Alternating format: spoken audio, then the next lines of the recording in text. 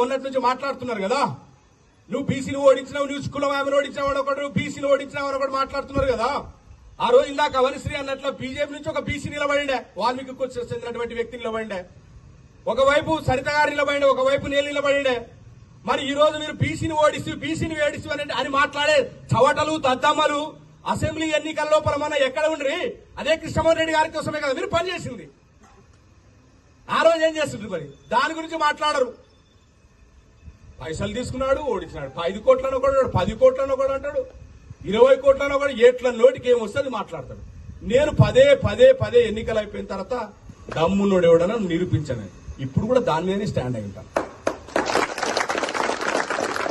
పోని మీకు నమ్మకాలుంటే అంటారు కదా, బాసలు చేద్దాం, పాల బాసలు చేద్దాం, పసుపు నీళ్లు పోసుకుందాం, గుడులు ఎక్కుదాం, నీళ్లలో మునుగుదాం.